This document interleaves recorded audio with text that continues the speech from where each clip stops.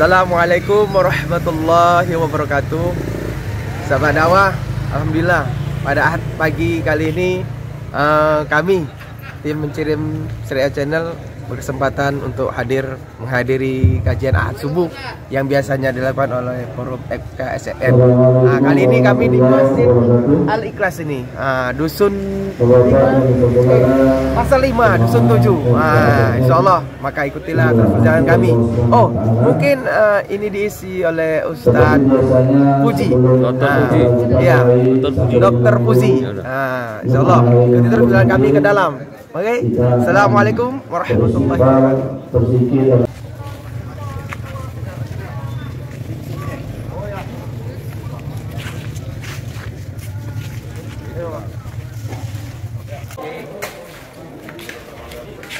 Kirim syariah.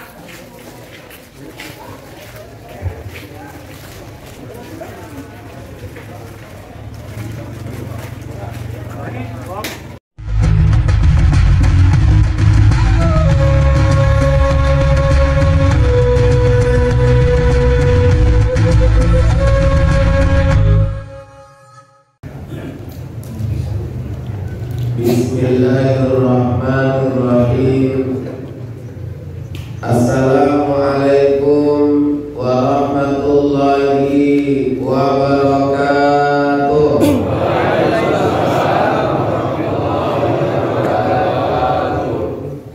Hamdan wa syukran lillah, salatan wa salaman ala rasulillah wa ala alihi wa ashabihi wa mawala. Qala Allah Ta'ala fil Qur'anil Karim, a'udzu billahi minasy syaithanir rajim. Bismillahirrahmanirrahim. La yanalallaha luhumuha wa la dima'uha walakin yanaluhu taqwa minkum. Wa qala Rasulullah sallallahu alaihi wasallam fi kitabihil hadis, man wajada sa'ah wa lam yudhi fala taqrabanna hadha musalla. Sadaqallahul azim wa sadaqa rasuluhun nabiyul karim wa nahnu ala dhalika minasy syahidin wasyakirin walhamdulillahi rabbil alamin. Kembali kita bersyukur kepada Allah atas setiap nikmat dan karunia yang melekat dalam hidup kita. Hari ini karunia terbesar adalah hidayah iman dan Islam. Kalau ada hidayah iman dan Islam, perjalanan untuk mengikuti taklim yang jauh terasa dekat. Tapi kalau tak ada hidayah iman dan Islam, yang dekat bisa jadi terasa jauh. Jadi siapa yang datang kemari jauh tempatnya, kemudian terasa dekat, berarti ada hidayah iman dan Islam. Tapi ada juga yang dekat pun tak datang. Kalau yang jauh datang berarti hidayah iman Islam.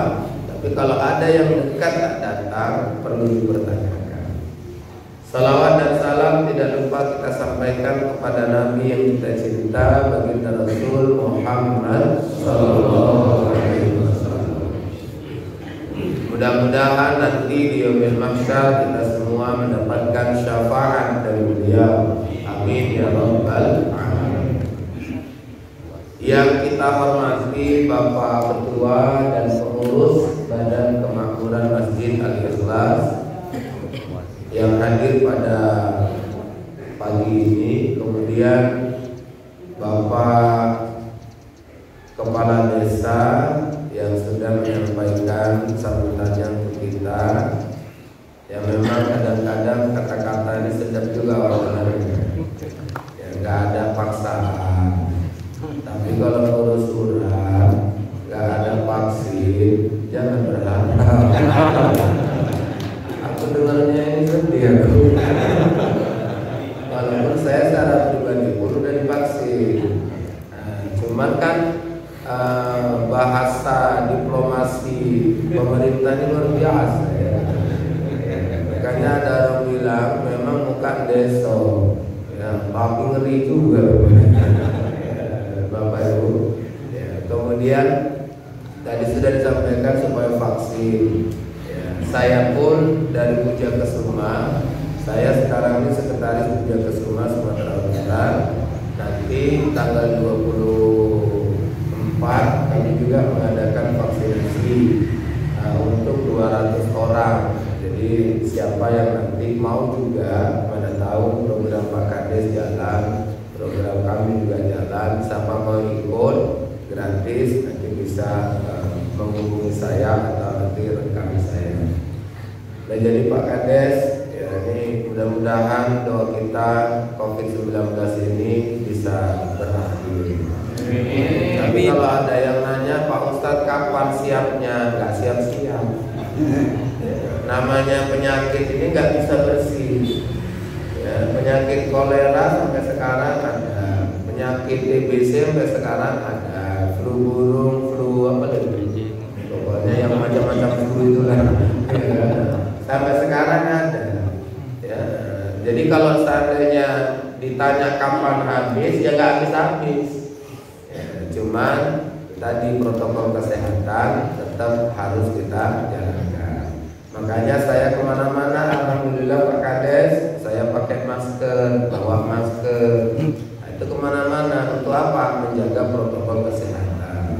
Yang kedua, kenapa pakai masker? Karena takut kena razia. Ya kalau kena razia kan 250. Sayang, ya 250. Coba bayangkan Pak.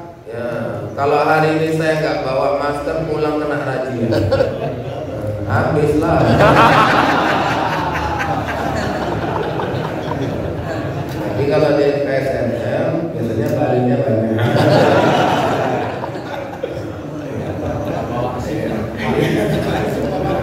Kalau nggak bawa sih mesti apa kalau masker ini luar biasa.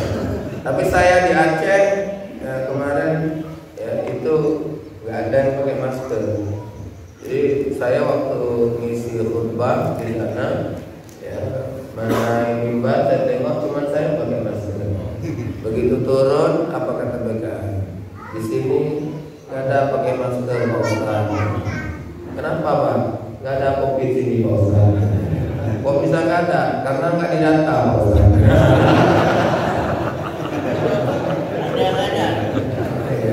Karena perkara mendata saja, orang mati karena mencret itu kalau didata, ada juga tanya pekerja. Kalau didata, tapi saya terkesan dengan Ustaz Suhendro. Ya, pokoknya kalau pesta kalau ini dilarang nggak apa-apa lah, yang penting pengajian jangan dilarang. Ini tengok wajah-wajah orang soleh yang suka ngaji, walaupun ada yang datang langsung mundur. Kenapa? Karena kita semangat ngaji. Nyari bapak-bapak yang ngaji serami ini payah nyarinya. Mama kau. Ya ini pas subuh Pak. Kalau siang bapak kau ya. Karena mama ada pengajian akbar.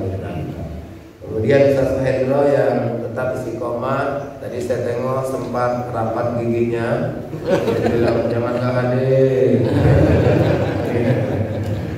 Kenapa? Karena memang kita jadi BKM ya Pak. Kalau udah bersiap-siap, kemudian sedikit yang datang. Apalagi tadi 450 yang disiapkan.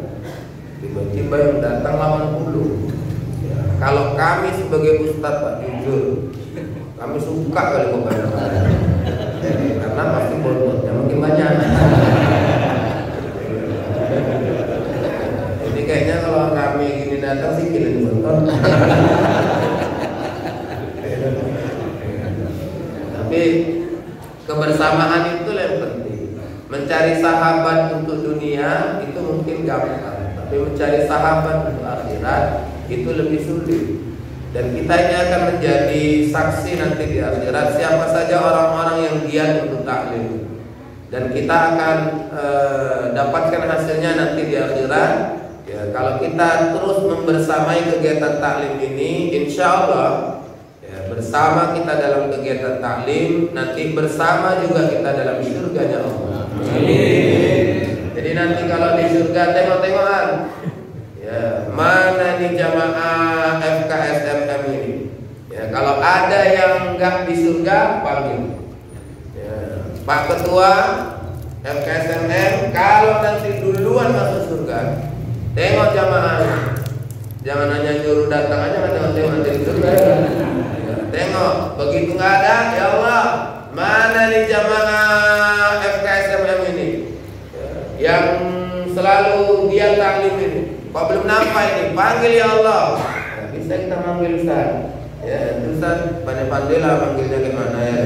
Ya, udah panggil. Ya, ini insya Allah nanti yang dipanggil itu akan bersama di surga.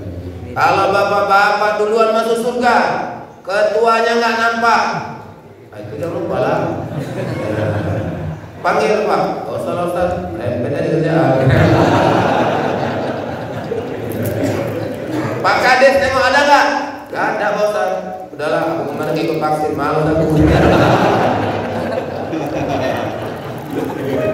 Aku gara-gara nggak vaksin nggak diurus surat tugas.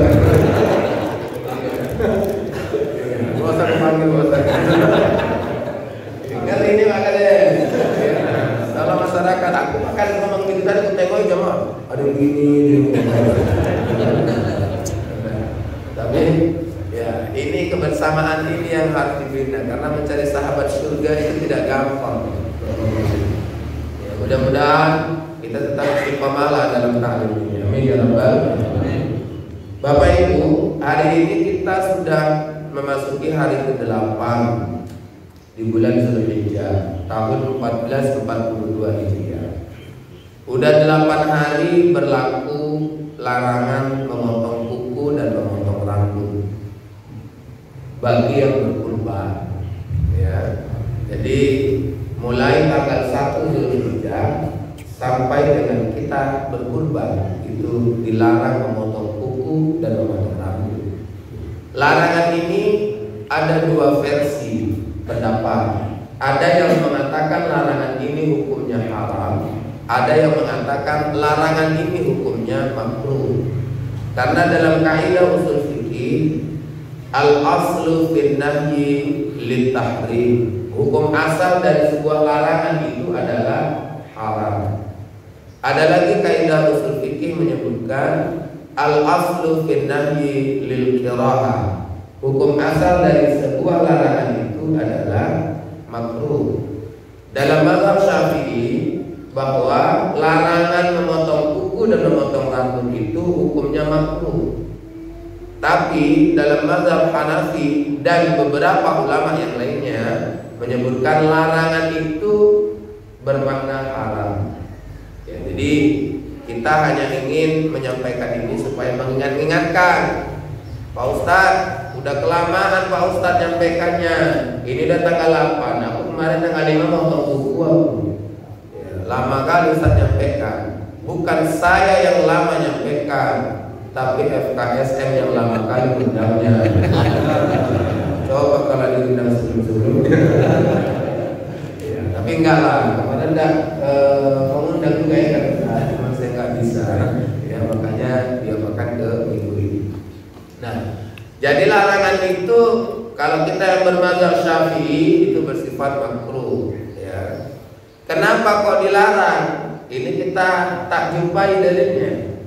Ya, alasan argumentasi kenapa dilarang itu tidak ada.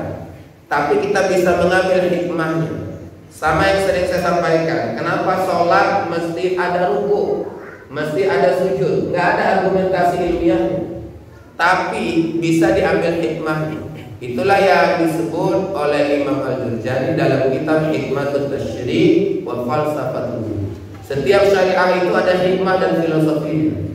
Nah, kalau kita mengambil hikmah, bisa jadi hikmah itu benar menurut kita tapi tidak benar menurut orang. Bisa jadi benar menurut orang tapi tidak benar menurut kita. Jadi ada hikmah. Ya, sama kayak kita, kenapa duduk tasyahud akhir kita duduknya tawarruk? Ya, duduk tawarruk. Rupanya hikmahnya dari aspek kesehatan. Orang yang rajin sholat duduk tasyahud, insya Allah nggak kena penyakit ambeien. Itu hikmah. Tapi jangan gara-gara saya bilang kayak gini, ini begitu jumpa orang sakit apa wah ambeien, tidak pernah sholat orang jangan. Ini nanti salah paham. Ya, artinya apa? Itu hikmah. Kenapa mesti sujud? Untuk mengalirkan darah ke otak kita. Karena di otak kita ini ada bahasa Arabnya neuron. Orang barat mengadopsinya dengan bahasa neuron. Tapi yang lebih familiar itu adalah neuron. Orang barat yang menemukannya. Ini di otak kita, di kepala kita ini ada cahaya. Yang kalau dalam bahasa sederhananya ada lampu, yang kalau hidup berarti tidak bercahaya. Kalau lampu di otak kita ini hidup, maka menalar enak, memahami enak, menghafal enak. Tapi kalau udah banyak yang mati ini, kepala kita ini dengan ceramah Ustaz pun gak mudah. Ya, hari ini ingat, besok sudah lupa. Sudah banyak mati lampu di kepala itu. Ya, kalau ada yang seperti itu. Nah, jadi bapak-bapak, ibu-ibu, itu hikmahnya apa Pak Ustaz? Hikmahnya itu adalah ketika, kan kalau dalam hadis apabila kalian melihat bulan, nah, bulan itu artinya adalah bulan Zulhijjah, ya, maka dilarang untuk memotong kuku dan memotong rambut. Ini hikmahnya supaya kita sebelum Zulhijjah sudah siap-siap membersihkan diri kita dari fisiknya. Kalau ada rambut yang panjang dipotong atau dipangkas, kemudian kalau ada kuku yang panjang juga ini. Rambut itu yang sejenisnya juga ini. Makanya jangan aneh ya kalau ada orang tuh begitu mau hari raya kurban, itu yang namanya jambang itu, jenggot besar-besar ya kan? Ya, kemudian kumis juga nggak dicukur. Itu tandanya apa? Oh, dia ini kayaknya mau kurban. Nah, jadi Bapak Ibu ini dirahmati oleh Allah. Jadi kita ini di hari pertama sampai kita kurban dilarang memotong kuku dan memotong rambut. Nah, kita di bulan Zulhijjah ini masih dalam masa berkabung. Kenapa berkabung? Karena jamaah haji Indonesia tahun ini juga tidak berangkat. Kementerian Agama dengan percaya diri sudah menyampaikan kepada kita bahwasanya haji tahun ini ditiadakan. Alasannya apa? Karena pandemi COVID-19. Ada yang mempertanyakan, Pak Ustadz, alasannya betul COVID-19? Ya saya bilang, ya itu aku nggak tahu lah. Yang tahu kan pemerintah. Tapi kalau Menteri Agama bilang COVID-19, ya udah terima aja. Tapi ada yang mempertanyakan, Ustadz, di India itu kan katanya ada varian baru Corona Delta, ya, yang masuk sungai apa? Sungai Gangga, ya kan? Begitu keluar penyakitan. Ya. Jadi penyakitan itu ternyata dideteksi Corona Delta, varian baru. Tapi ternyata orang India juga berangkat ke tanah suci. Ya. Kita tahu bahwasanya Malaysia baru-baru aja lockdown. Tapi Malaysia kembali diuntungkan karena Indonesia tidak berangkat, maka Malaysia ya porsinya naik. Ya, jadi artinya apa? Artinya memang kita ini percaya atau tidak, yang jelas begitulah keadaan. Sebagai rakyat biasa, udah selu aja lah, ya kan? Terima aja. Karena kita semuanya sudah paham apa sebenarnya alasan utamanya. Nggak boleh kusampaikan karena ini direkam.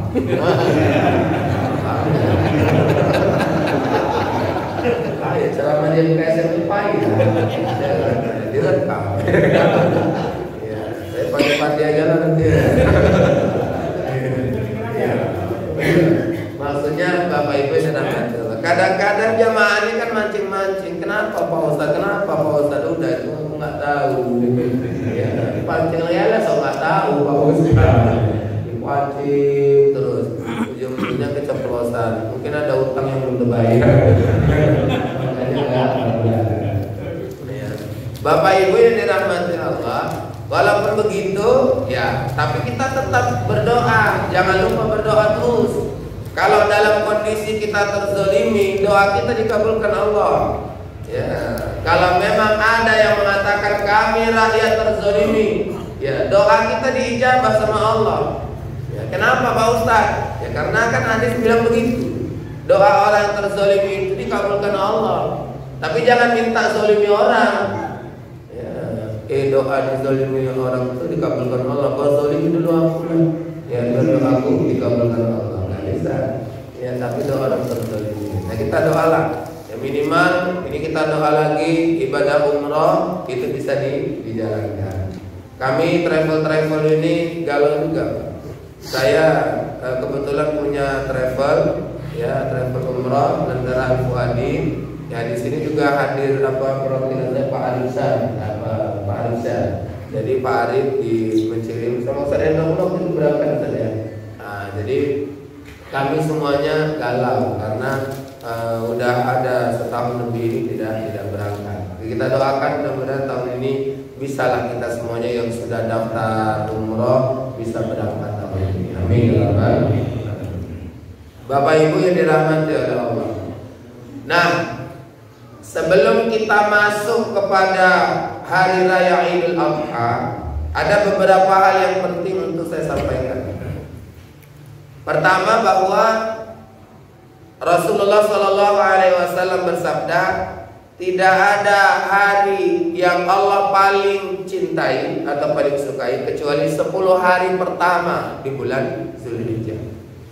Jadi 10 hari pertama di bulan Zulhijjah itu adalah hari di mana Allah paling suka.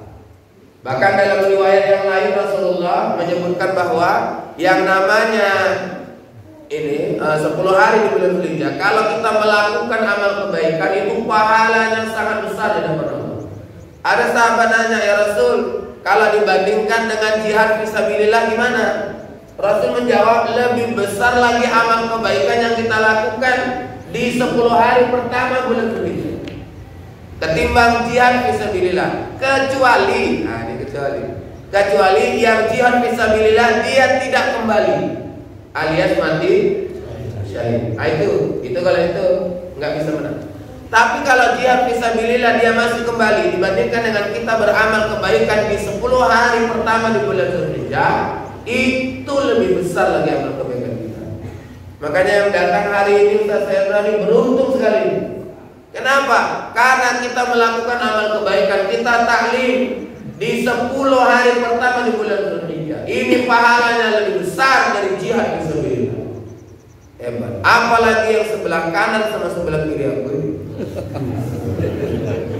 ini luar biasa. Ini kayaknya 5 menit lagi ganti ini. Selalu aja. Tapi Bapak Ibu, memang 10 hari pertama itu hari yang istimewa. Nah kita melakukan amal kebaikan. Tapi jangan salah paham, mama kadang salah paham. Wah dari hari pertama sampai 10 kita puasa, 1 sampai 9 puasa, 10 udah haram puasa. Ya, 10 udah haram puasa. Jadi dari tanggal 1 sampai tanggal 7 kita puasa, namanya puasa Asyharul Hurum. Tanggal 8 hari ini nama puasanya Tarwiyah. Besok tanggal 9 nama puasanya Arafah. Itu.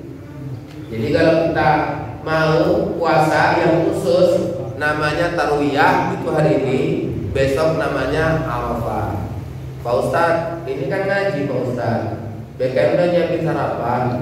Ya, makanya kami nggak puasa lagi karena sarapan sudah disiapkan. Iya, kenapa? Ya itu namanya sunnah, tidak ada paksaan, ya kan? Nah, tapi Tapi kalau bisa besok jangan nggak puasa. Kenapa? Karena besok tuh pahalanya besar banget. Ya, kalau besok tuh pahalanya 2 tahun dosa kita diampuni oleh Allah. Tahun ini dan tahun yang akan datang. Cuman habis puasa jangan kemelelet. Ya, buat dosa dulu nampak udah diampuni 2 tahun lumayan. 2 tahun. Kalau aku banyak nih. 2 tahun udah ini orang nggak ngaji, ya. Nah, jadi Bapak Ibu ini rahmat dari Allah Subhanahu Wa Taala. Ini terkait dengan puasa sunnah, ya. Nah, kemudian nanti kita harus bisa memahamkan bahwa beda antara hari raya Idul Adha dengan Idul Fitri. Dalam Islam, ya Bapak Ibu, Idul Adha itu hari raya besar. Idul Fitri itu di bawahnya. Tapi di Indonesia yang lebih besar yang mana? Idul Fitri. Bukan lebih besar, tapi lebih dibesarkan. Kenapa kok lebih dibesarkan? Karena regulasi dan tradisinya mendukung itu. Regulasinya coba lihat hari libur. Kalau libur Idul Fitri itu kalau nggak pandemi kemarin itu seminggu itu biasanya liburnya, ya kan? Idul Adha cuma 1 hari. Itu kebetulan pas hari rayanya di hari kerja, makanya libur.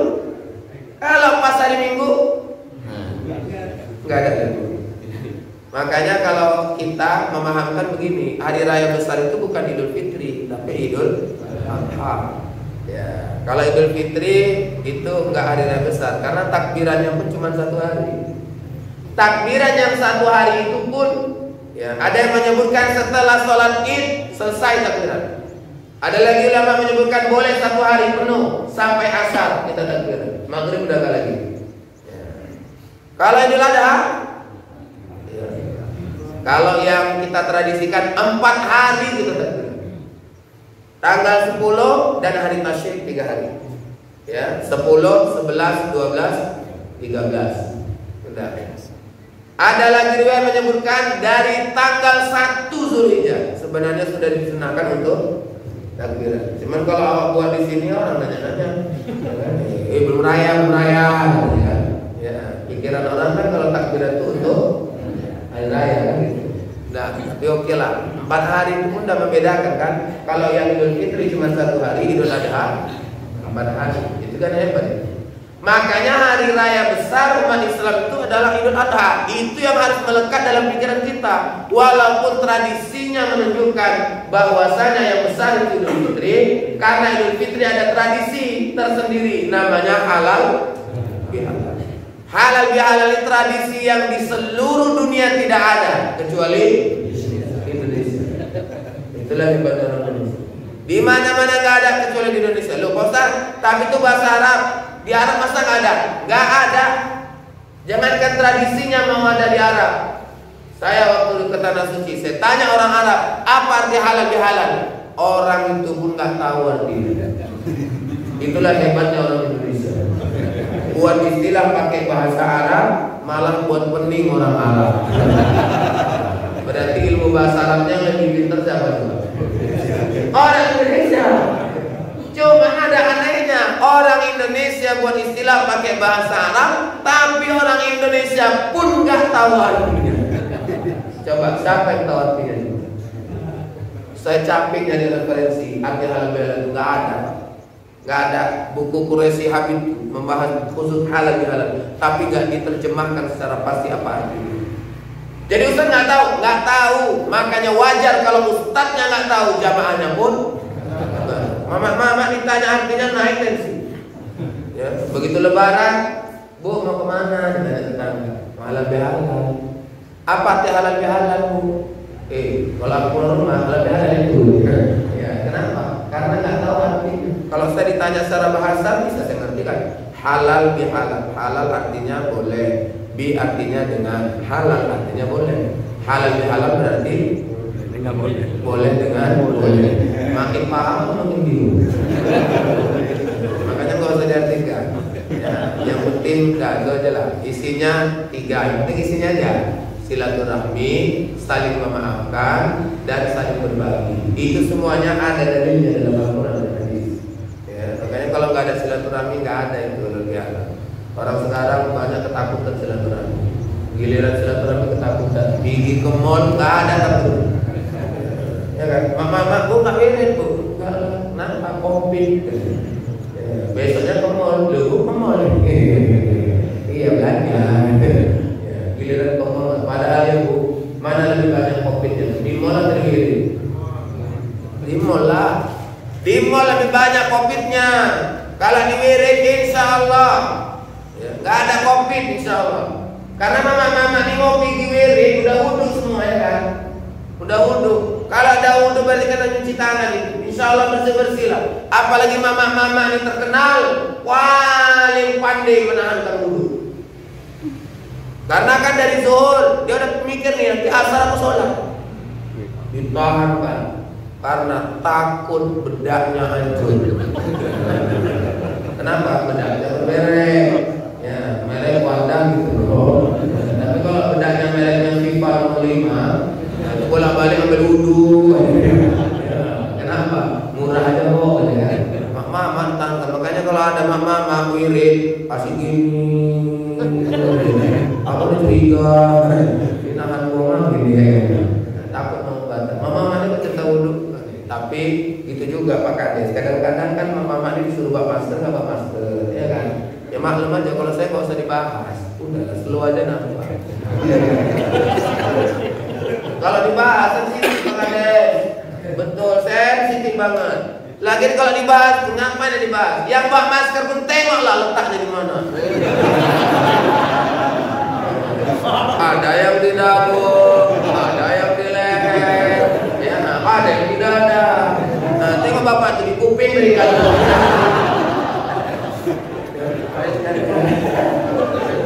Ada yang di tripod ya.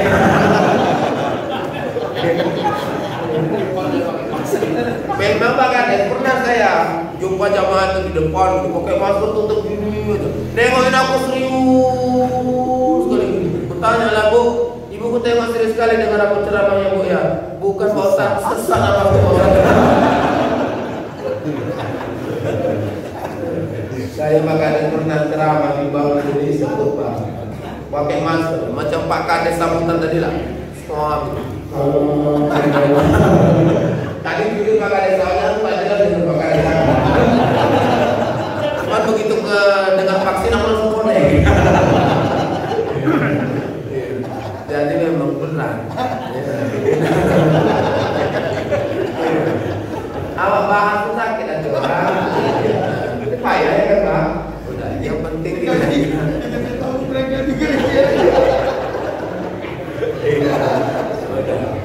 jangan stres sekali Pak Kades, naik tensi meninggal nih.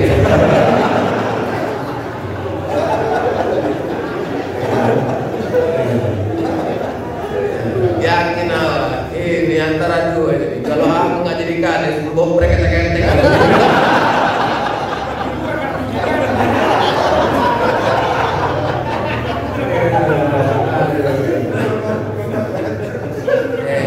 Jadi pejabat nih.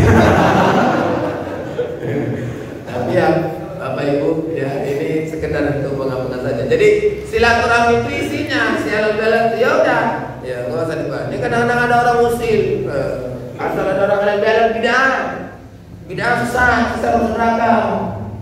Dikasih kue lebaran habis juga. Nggak usah bilang bidah ya udah tenang aja.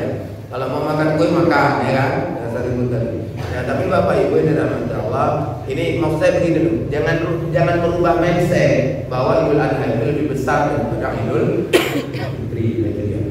Kemudian sunnahnya juga mau pergi sholat Id. Ini kan saya ini tahun ini Idul Adha udah di booking tahun lalu. Ini sampai sekarang nggak ada hubungin aku. Kayaknya nggak jelas lah. Karena letaknya di Dr. Mansur, saya nggak tahu apakah Idul Adha atau tidak. Kehilangan kontak Allah. Ya, jadi Bapak Ibu ini lagi PPKM katanya kan, PPKM. Tapi saya ada yang agak aneh saya tengok. Kayaknya COVID di Indonesia ini bisa disetel ya. Apakah ada?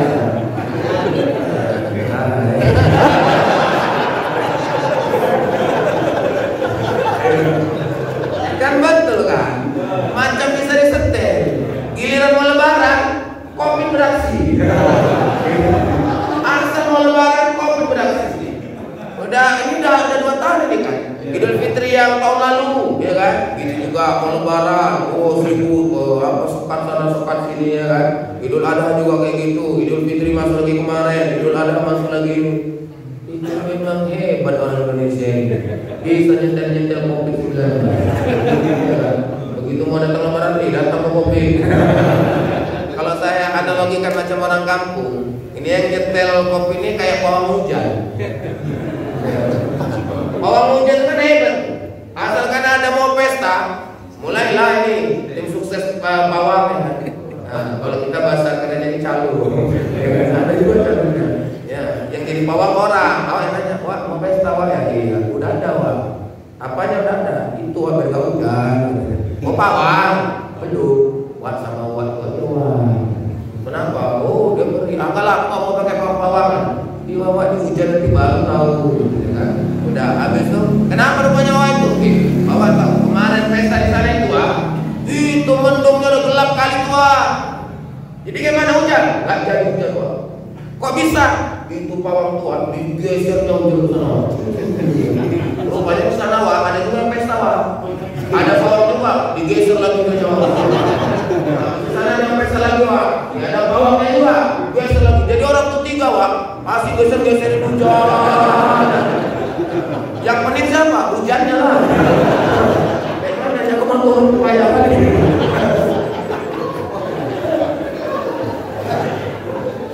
Jadi macam itulah ya.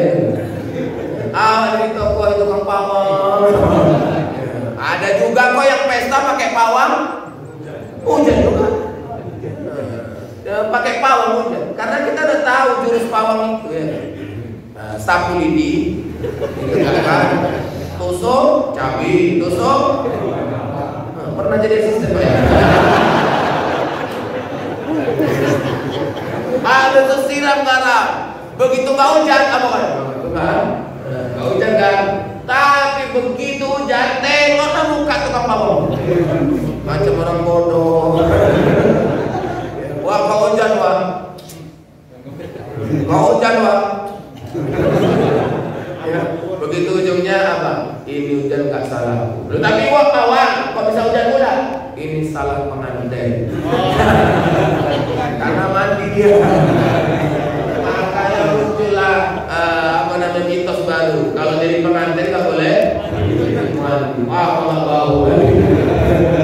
Iya, nah Bapak Ibu, maksudnya aku pun heran kok bisa hanya kan mau lebaran gitu ya kan? Habis itu udah ini yang pentingnya apa? Yang pentingnya orang mau kurban.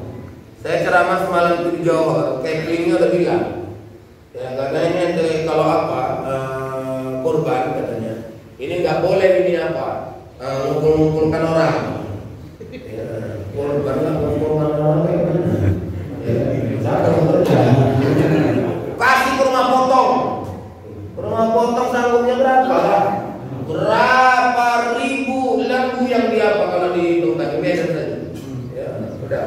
Mana sanggup? Habis itu Bapak Ibu dirahmati Allah, katanya bagi-baginya, kata Kepri, itu nggak boleh. Yang punya kupon tuh ngambil ke tempat ini. Jadi ke mana? Panitia lah bagikan. Habis itu apa kata jamaah? Udah pakai Kepri aja ya.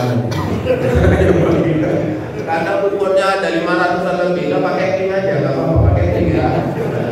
Habis itu apa kata Kepri? Ya udahlah nggak apa-apa.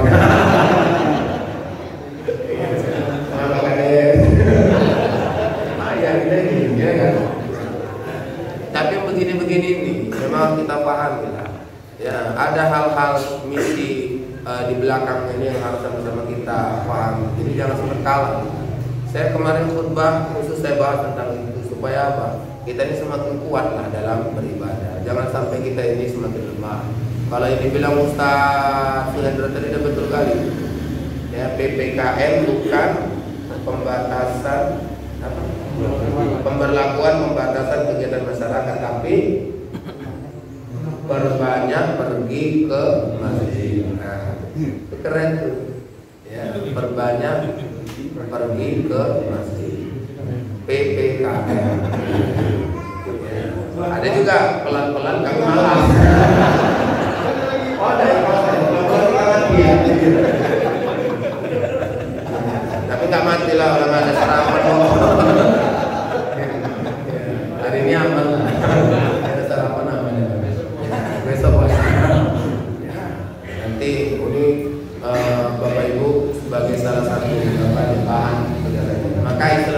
lemah Pak.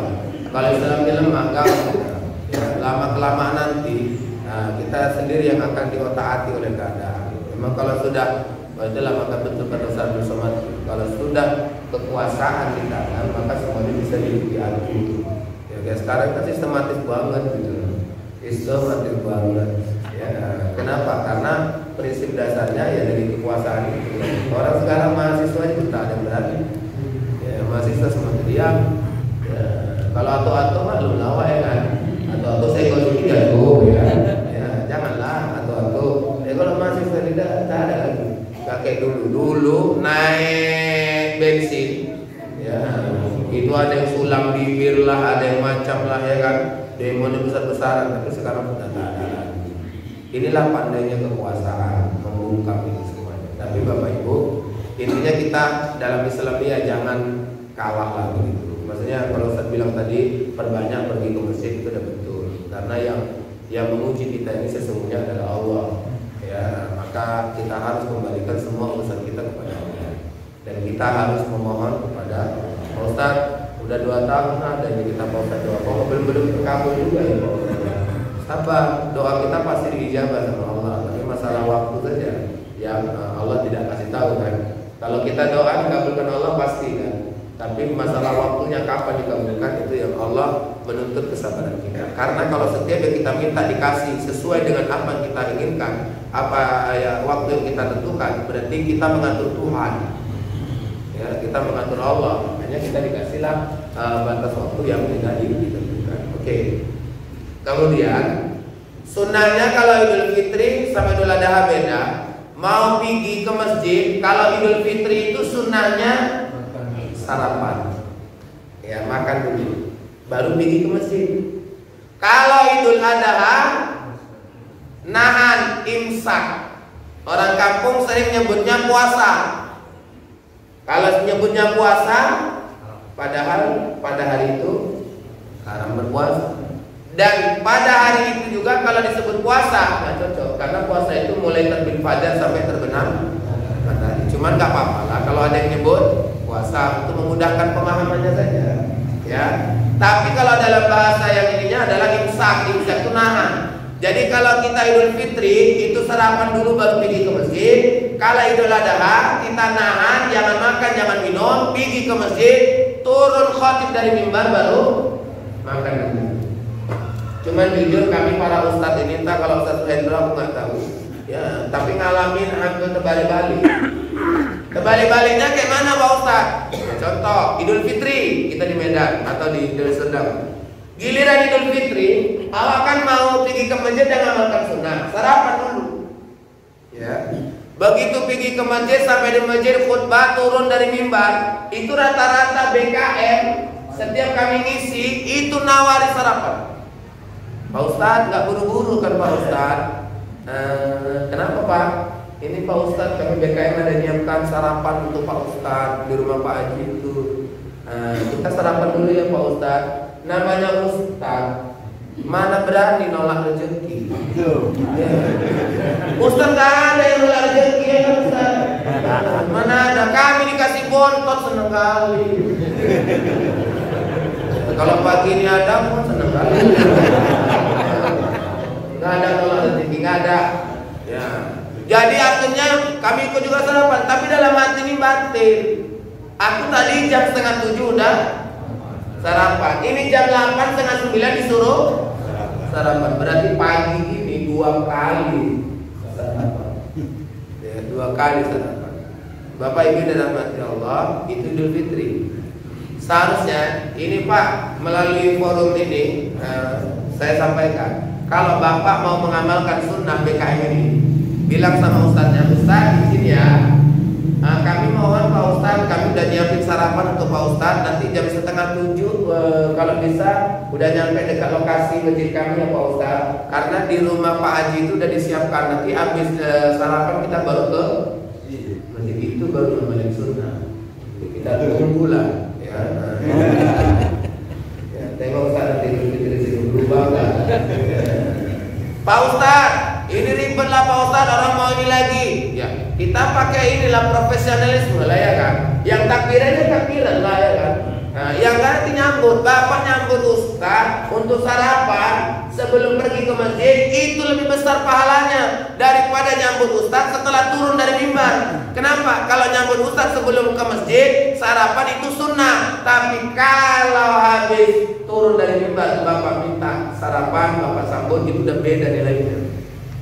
Tuh, giliran Idul Fitri, turun dari mimbar, awak disuruh sarapan. Masuklah Idul Adha.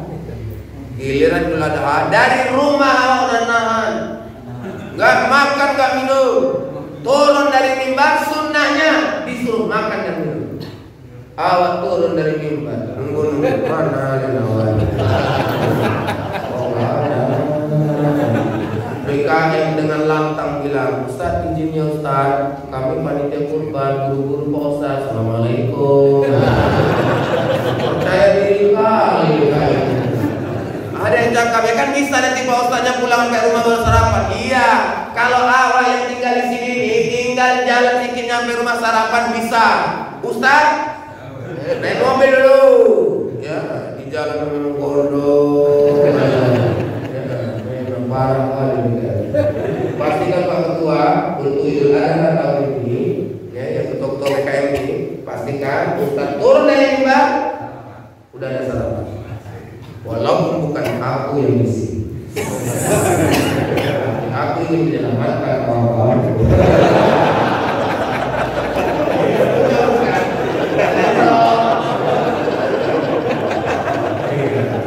Ini para ustadz ini harus makmur ini. Tapi enggak apa ya, ini perspektifnya sunnah, bukan perspektif untuk yang ide-ide kreatif, enggak ya Pak? Ini bukan ide kreatifnya, tapi ini sunnah. Kalau saya tahu 2 tahun yang lalu ngisi di Langsa, oh kalau orang di Aceh Pak, jujur deh, keren, kalau dalam hal ini keren. Dan memang mereka itu begitu kita turun dari mimbar, bukan 1-2 orang yang nawarin saya.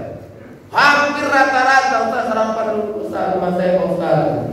Disuruh sarapan. Tapi karena BKM sudah nyiapkan, maka saya sarapan buat BKM. Itu pun diajak lagi, yang ikut makan ke rumah Pak Ustaz. Diajak 2 kali sarapan. Begitu mau balik ke hotel, Pak Ustaz, nanti makan siang sini aja Pak Ustaz ya. Nah, saya bilang, maaf Pak, nanti kami balik lagi ke hotel, nanti kami cari aja lah makan sendiri. Dengan percaya diri, ya, kami balik ke hotel jam 12:30, jam 1 check on. Rencana cari makan siang. Alhamdulillah, nggak ada warung satu rumah. Ada warung satu. Terakhir kalah malu Pak, telepon bapak tuh lagi lah. Pak, makan sama bapak. Daripada kelaparan, ya, bagus ini, jujur ya. Nah, kenapa? Karena mereka memang betul-betul di sana kalau Idul Adha semua warung tutup, nggak ada buka, tutup semua. Ya, sama Pak, bapak pergilah ke Aceh. Kalau bus Medan Aceh, Medan Banda Aceh, itu rata-rata setiap waktu sholat berhenti. Pas waktu sholat berhenti bus. Itu pas Medan Banda Aceh.